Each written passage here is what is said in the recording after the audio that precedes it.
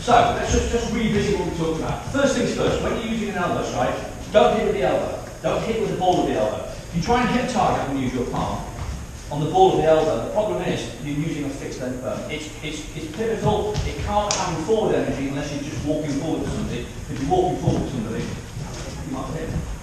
Okay, so that's the first thing. So when you're hitting with this point here, not in the middle of the arm, because you're going laterally across the bone, it's going to snap.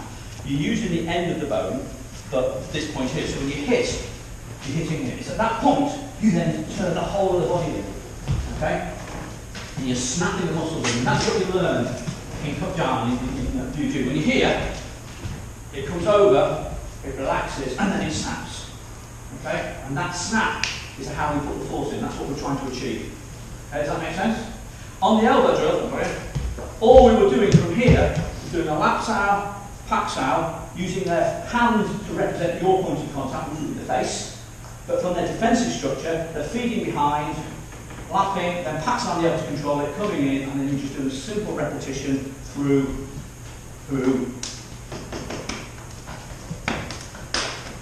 And just get used to it. In this case, it's always on, I'm not going to strike. Just do a little bit of repetitive controlling. Slow down a bit. And of course, as you're doing it, a bit like a tea dance, you can change height, you can do it going downhill, you can do it kneeling down, you can do it lying on your back, you can do it side-stepping, turning, rotating, lots of little things. Okay? So the elbow drill is a starting point. It's up to you then to explore, take it where you want to be, work with it, practice with it. Okay? So that's the first thing. So we talked about the actual elbow strikes. You've got your 3 elbow strikes. You've got cut arm, void arm, tear pie. All of them use the muscles in the most efficient way possible. What I see a lot of people do is when they do the elbow strikes, they have this, as I said, they have this wrist too high. Okay? If your wrist is high here, yet you think you're doing cut arm downwards, all you're going to do is cause yourself damage. Okay? Because it's going to try and press down. So the thing to remember is the fact that your biceps predominantly are on the top of the arm, your triceps are underneath. The power in your arm is getting those in the right shape. So if you want to do a downward strike or a downward pressure, and it's not necessarily a strike, it can be a trap, it can be here, just as easily, it can be a trap and a controller, but the force needs to be going down. The only way I'm going to get that force down is to position the biceps, triceps vertically. Okay?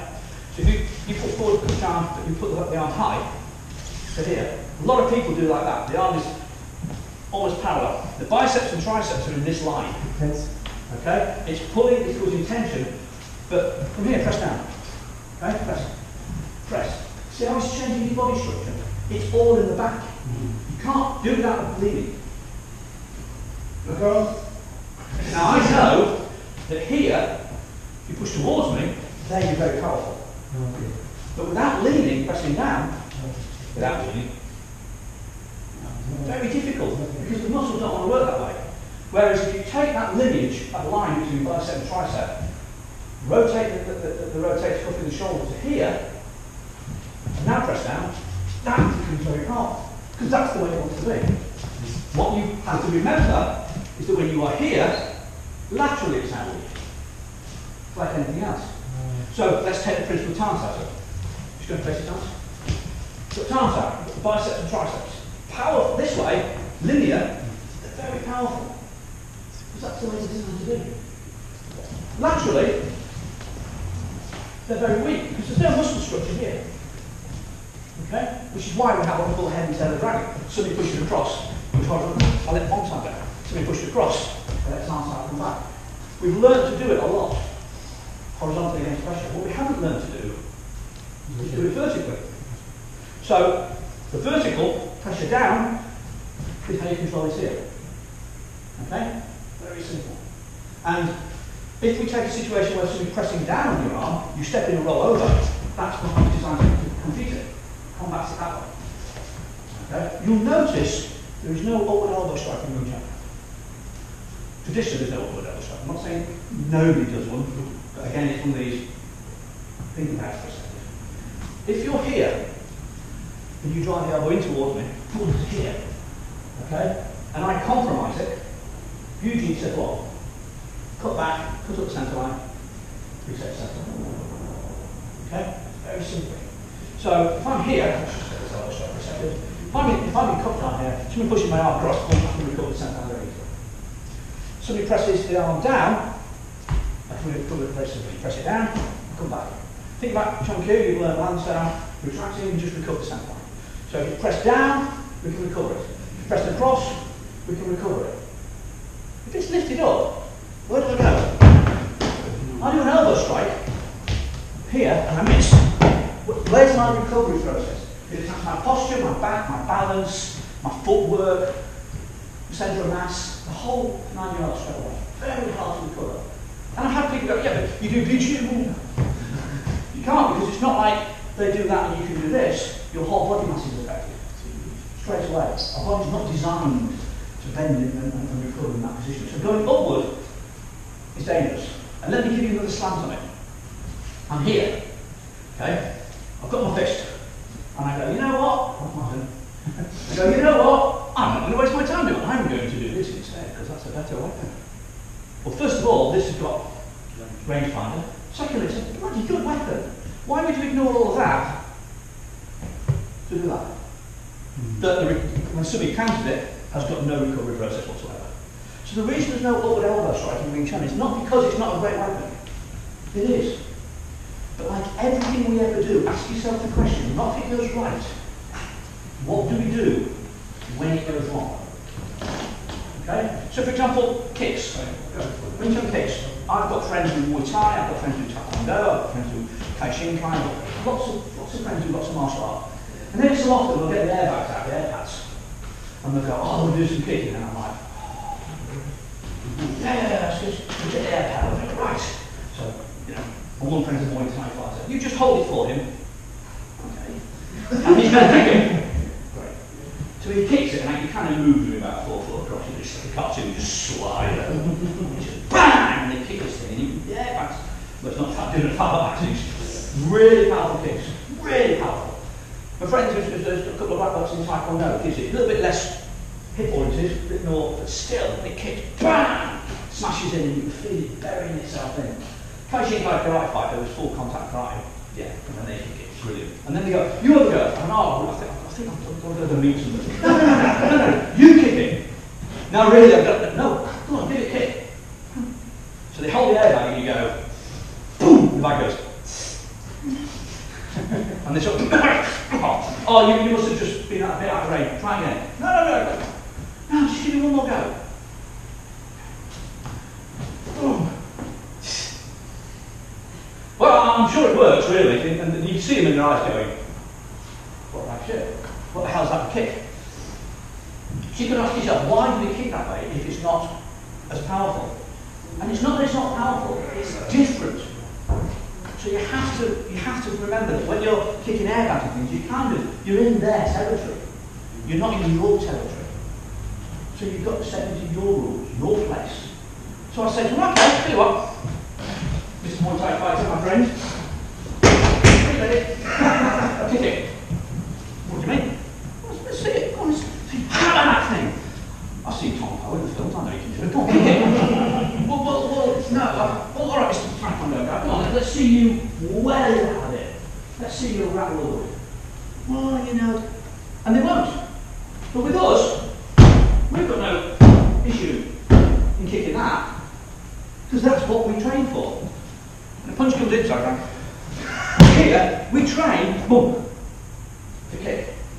Okay? How powerful do you think you need to be in a fight? Okay? I'm going to tell you.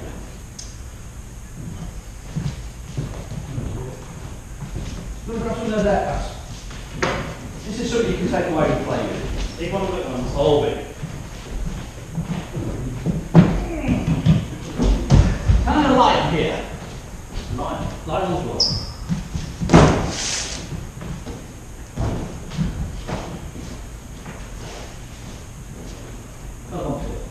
Okay, so somebody comes and tries to move the box. Oh shit. Okay. how you kick like a martial art. Kick me. See how you hold your leg and you're going. Have you ever seen anybody do that in a fight? Kick me. Right. See how as he lands, all his weight for a moment lands on the knee. Now my little girl's got a little off-road bike.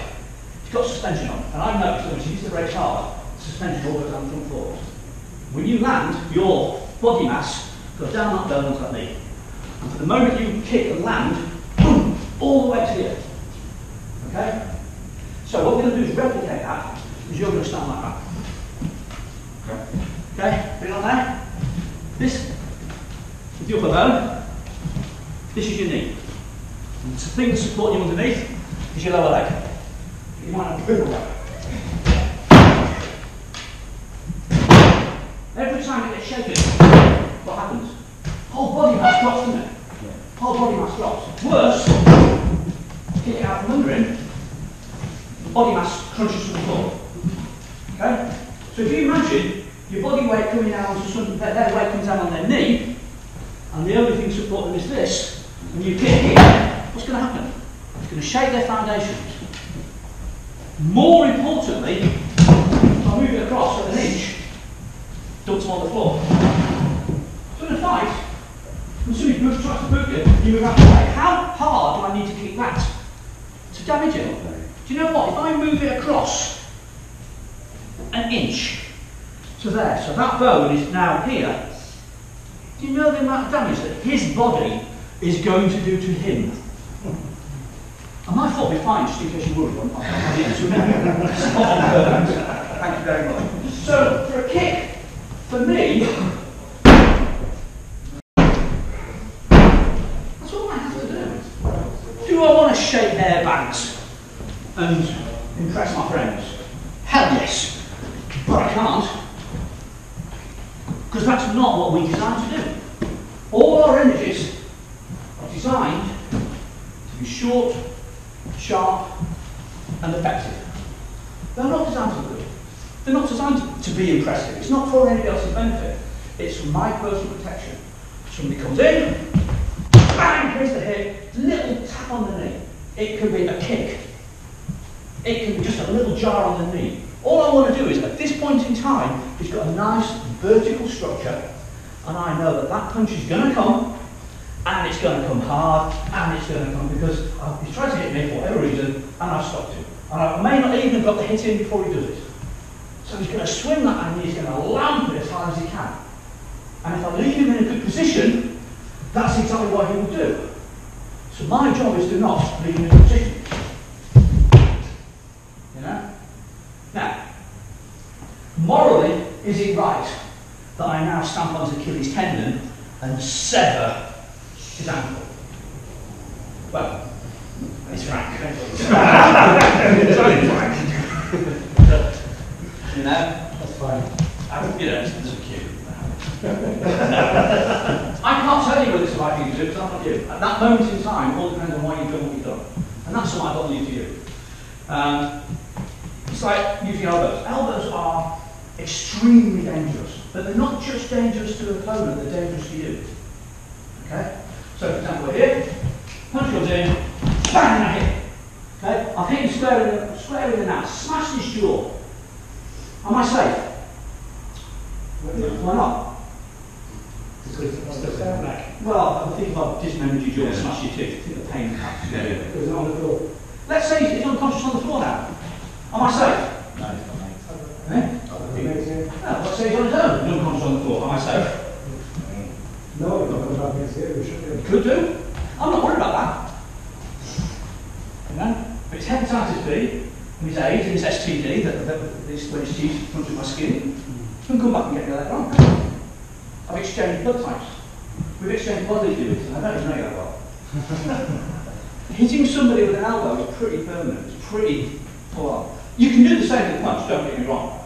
But you hit with a punch and the blood tends to come seconds later. You hit with an elbow, it's so supported by the body mass that there is going to be skin breakage. Yeah. Can't be on both of us. You know? And I'm not saying that at that moment I can think about it, but be aware.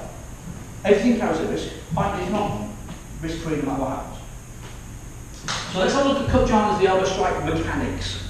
So we cup jam from here, we drive the elbow through. Okay? What I want you to do, and this is one of the things about technology, all of those who've got phones, a lot of phones now have a slow-mo on.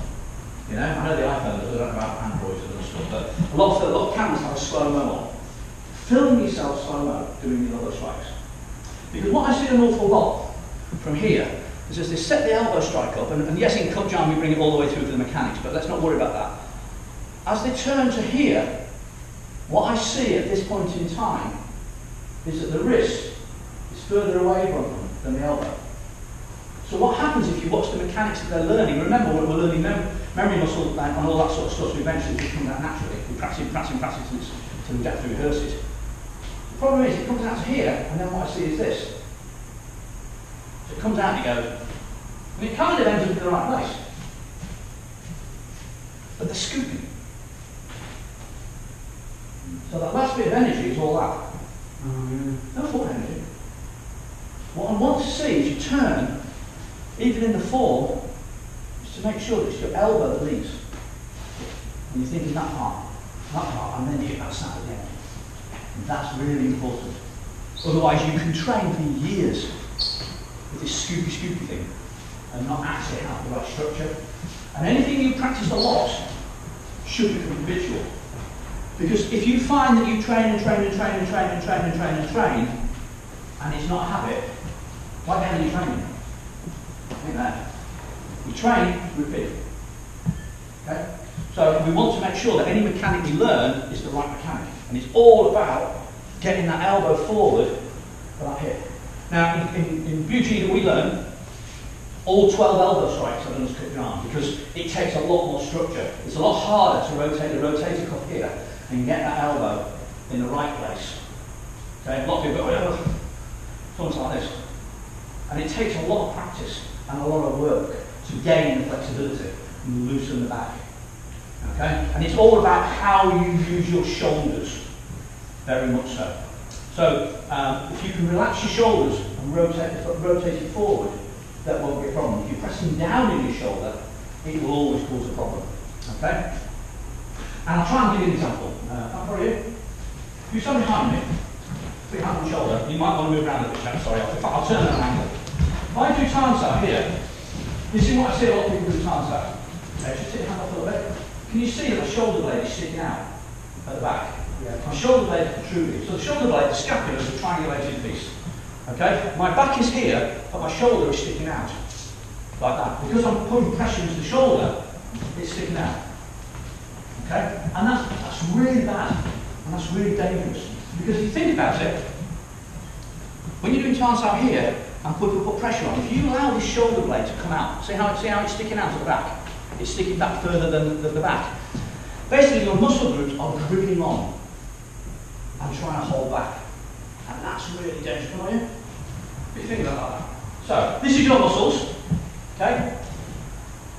And that's my shoulder blade. Okay? Your shoulder blade can be pushed that way. So grip your finger. And every time I do it, that doesn't move. Every time it does it, there. Every time you do it, muscles gripping onto something and trying to stop it slipping out is very hard. You did exactly what I would expect you to do. You turned your wrist. So now when it pushed, the muscle is behind the thing it's controlling.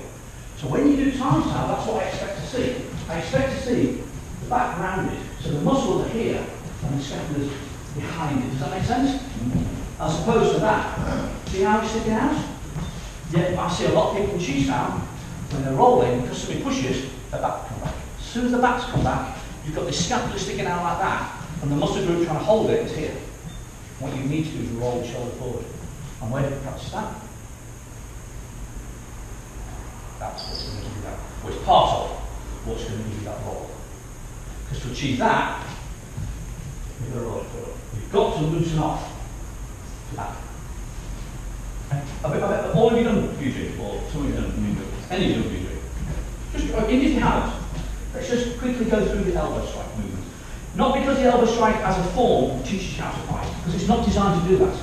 Forms are dead, static, well not static as in there aren't other people, solo I should say, exercises. They're not teaching you to how to fight. They're just teaching you a set of mechanics, a set of tools. So, but from here, take yourself a nice good stance. With the cut down, first thing you do is you put your hands, almost like you're listening. And what I want to think about is I want to think about where that thumb is. You put that thumb behind the ear, follow it over, round the ear, down through the temple, through the cheekbone, through the centre of the tube, and down to the centre. But you keep your elbow rolling over, rolling over, rolling over, rolling over, and then forwarding. And it stops here. Notice that there's a triangle, a visible triangle. Not flat, triangle. Because when you hit something here, action and action are equal opposite. You can't beat the natural laws of physics. You hit somebody, they're hitting you. They may be hitting you with their face, and you're hitting them with a fist, but they're still planting the same energy on the end of your hand. You hit somebody with an elbow, their still body mass is still hitting you. And it might not be as painful for you on the end of here as it is for them, but if they're charging, and it collapses it, they keep on charging. So you want this nice triangle, so we're letting the bones do the work, not the muscles. People always think that power is muscular. Power is not muscular. Okay? Now again, I know it's controversial, but it's not. And I try and explain that. It's again, so I always ask you the challenges, so I'll try and give the reasons first, and then you decide. If I got your dildo, that's my turn. How are you? What chance I call it? If I got this knife, that was a real knife, and I cut his bicep off, and I dropped it on the floor, how strong is that going to be? It's like a chicken fillet, like a piece of liver. It ain't strong. As soon as it's detached, it has nothing. Muscles only have the ability to contract. Muscles can never push. They can shorten, they can only be lengthened by another one above it, shorten. Okay? Muscles don't have strength. Yet if I got the same knife, and I hacked his arm off, and I got all the flesh and the muscle off it, the bone, that's still strong, attached or not. So the force that allows Tarnsal to work from here is by positioning these two bones in the right angle, so when intersection takes place, the natural laws of physics direct the energy down to the elbow joint. The elbow joint is maintained by a little bit of controlling the tricep and other little muscle groups. The bicep, its job is to do that. So we don't use the bicep, otherwise you're just putting somebody in. The tricep's job is to prevent that by not getting longer. So we fix the length of the tricep.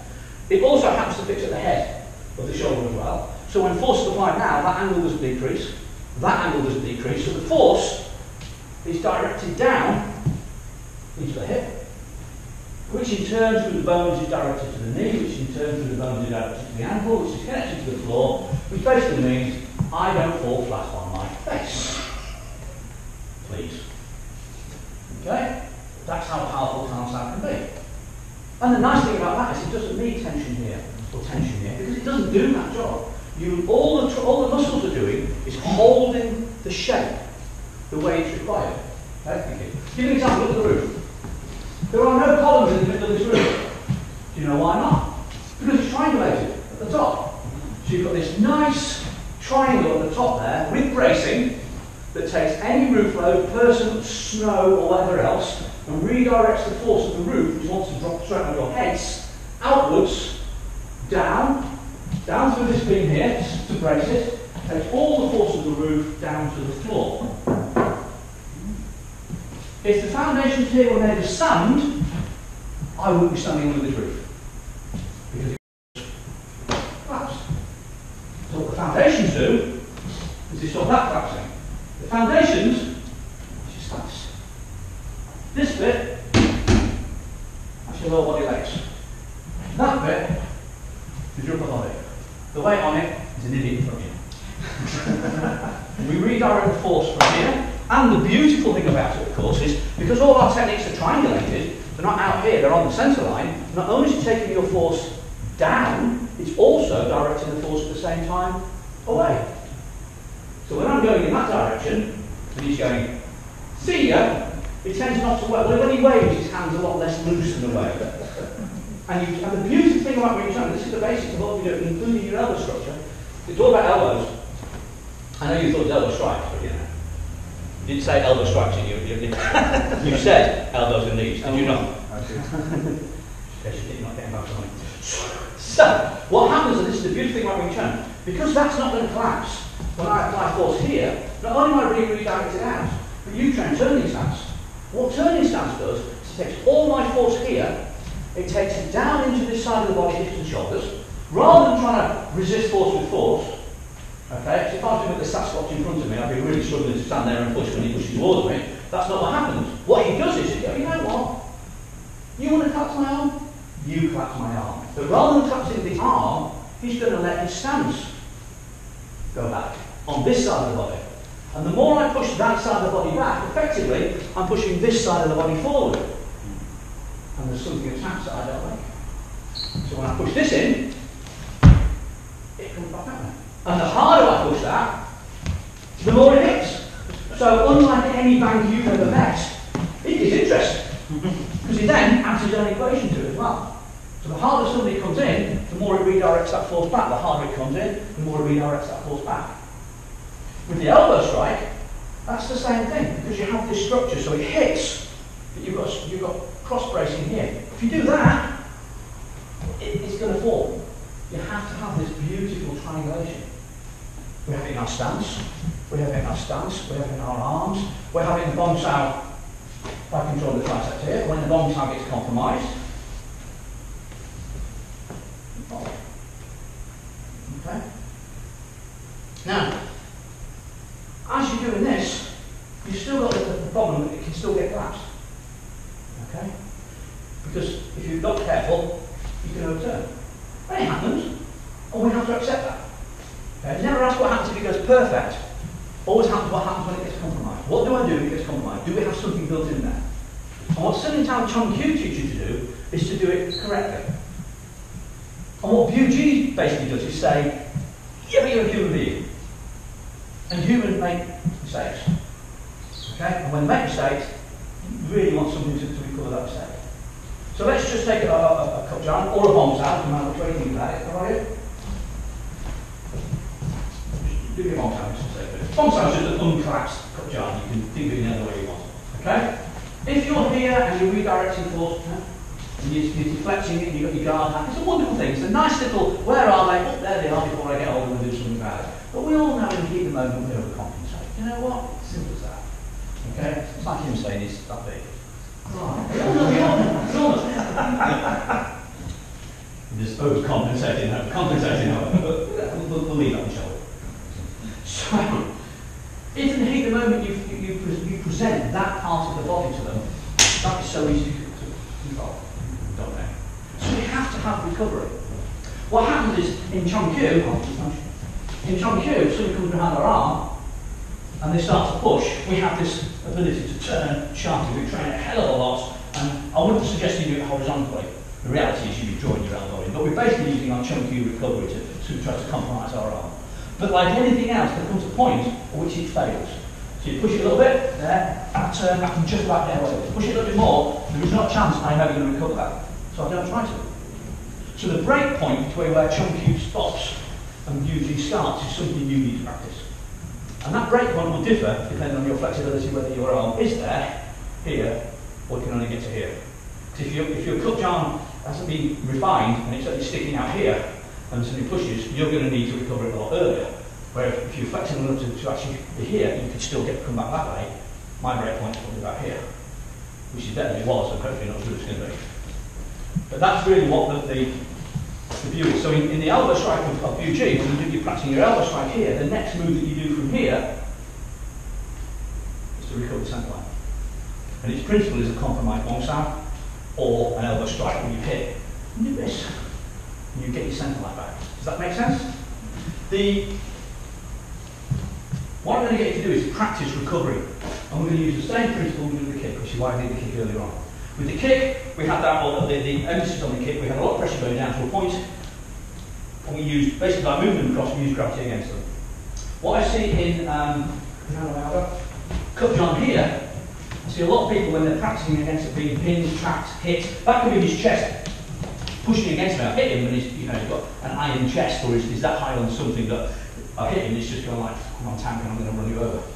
It could be any compromised position you ever think of. It could be a punch that's compromised, it could be a bomb that's compromised, it could be a slant that's compromised. It doesn't matter. The fact we use it to cut jams because we're practicing over strikes in beauty. But when that's compromised, what a lot of people do is they sweep. And I see pivotal energy in beauty, they go, and they swing. Nothing in Wing Chun is pivotal. Why would you do that? It's like, where's the power in that compared to the power in that? Linear force is how our muscles work. They're not great using this rotational force. Because then it's like an arm wrestle, it's force versus force. When you put your hand on here, okay, he's pressing towards me. I've got structure. As he pushes, I can resist. It causes me a problem. But then sweeping will also cause me a problem because it's not so powerful. And more importantly, if I sweep him too much, he'll just slide down the forearm and pin him. So what we do in BG to make it effective is, as we position ourselves, we turn. We turn so that that's now perpendicular to him. So when they now push, I'm going to have to move his hand across an inch, and gravity does the rest. As opposed to here, when he pushes, and I'm now going, even if I move him over, it's still going to catch all the way down. So when somebody's pressing, even if they're pressing right across, don't try and sweep them off. If you're practicing your BG, just turn. Get that linear, because that's powerful. So it goes down this way, and turn that, so it's something screwed on the other side. Get part and have a go. You're not sure yet. It's not a simple concept. Right, change format. That makes sense.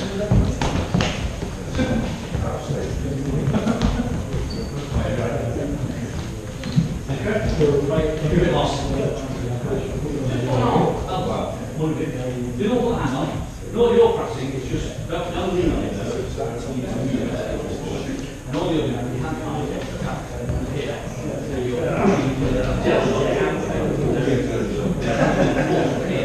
This arm.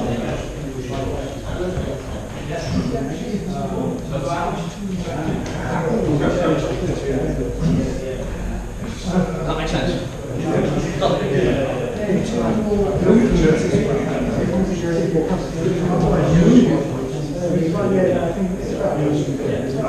And that's always a problem.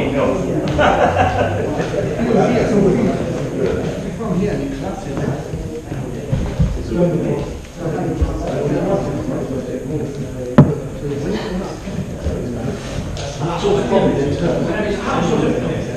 Excellent. And nobody's doing it every single time, is it? Somebody actually spoke in degrees. 19 degrees up. You're still doing it wrong. And that's the problem giving.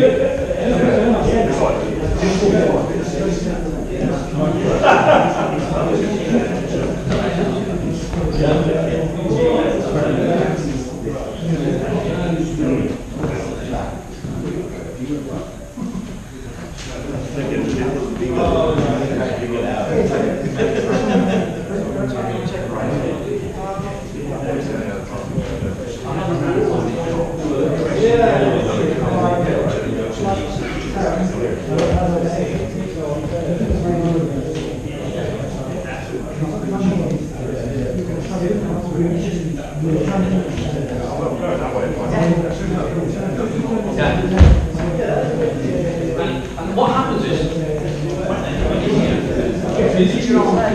how much you sweep across, you push forward now, it gives me the chance to grab. As soon as you turn, now that's straight line. So as soon as you touch the view,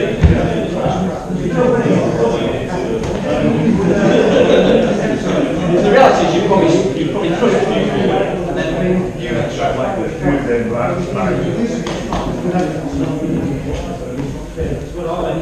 If you strike in the form, it's just press on you. And it's effortless, isn't it? That's the beautiful thing about it. It's not a power move.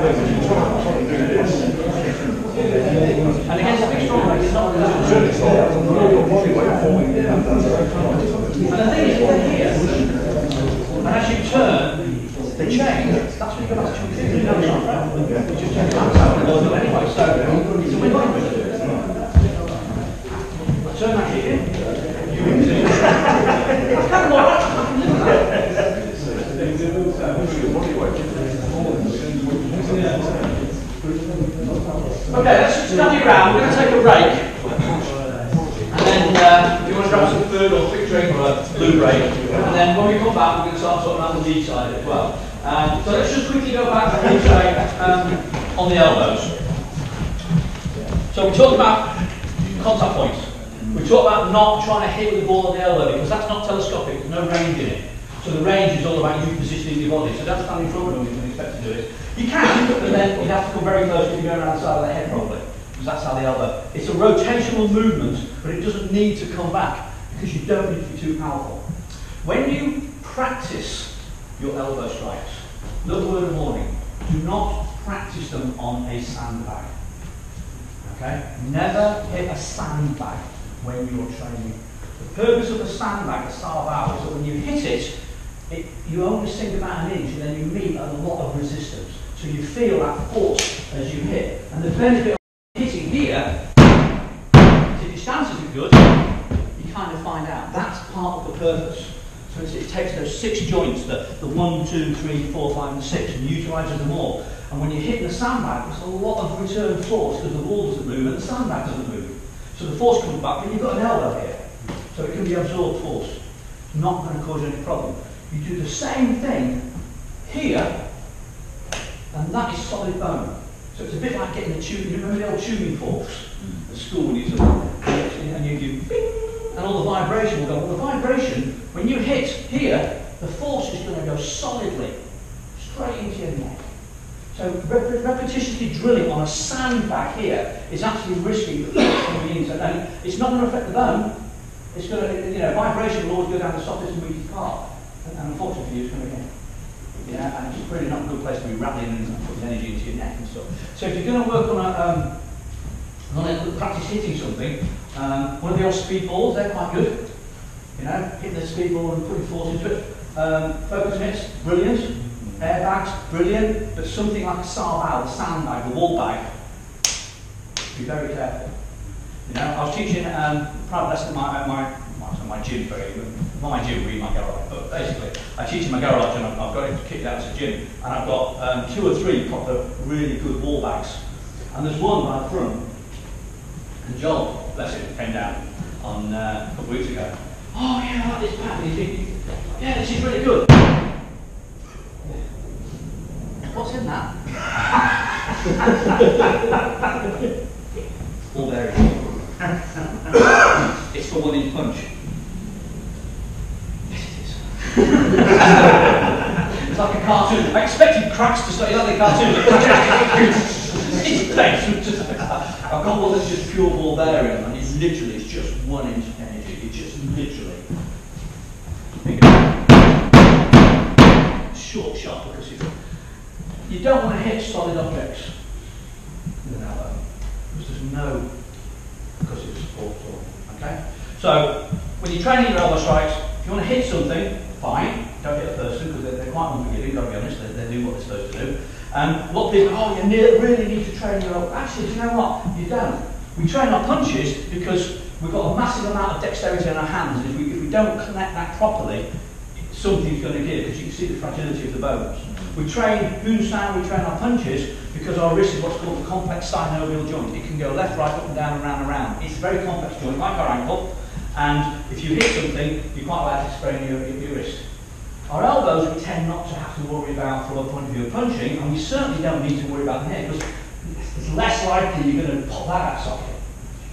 Okay? So our punches, yes, we need to train that weapon, but this one, do we need to train it? I'm not saying you shouldn't, but you don't need to train the ferocity because they work. They work as they are, and you'll find as we go into this afternoon, so the knees. So if you're going to hit something, hit a wall bang. Remember your contact point. Remember, it's all about range. If you're not in range, you should be using your elbows. Okay? You've got long range, punch kick, medium range, your rear hand, punch, palm, whatever, and then your close range, elbow strikes. Okay? They're pretty unforgiving. In combat, and for me, Wing Chun is only about combat. It's not about sport or being nice about anybody. For me, it's about avoid conflict at all times. But when conflict comes and finds you and you have no option, deal with it short, sharp, and quick, get the hell out of there. Elbows and knees are beautiful weapons. You know, you wouldn't use it because somebody cuts you up in the car and give you ways that you with less than 5 fingers because they're not worth it. They could be carrying a blade or a box or anything. But if somebody gets in your personal space or somebody tries to touch my daughter, you know, I'm going to remind them that I'm not happy. I'm going to remind them of the severity, that make sure that they make sure they get a chance to come and join in, they don't come back and another shot at it. So for me, an elbow strike and a knee strike, it's not a big full stop at the end of a sentence. There isn't much after it, is right. But your range, remember, for all the benefit of elbows, for you to use it, you have to be very close. And you have to therefore be in control. A lot of people like to use elbows because they think they're a great weapon, but they forget I'm inside somebody's hitting range when they do it. And if I can elbow strike you, you can elbow strike me. Be aware. Let's take a break. I don't know how long you want.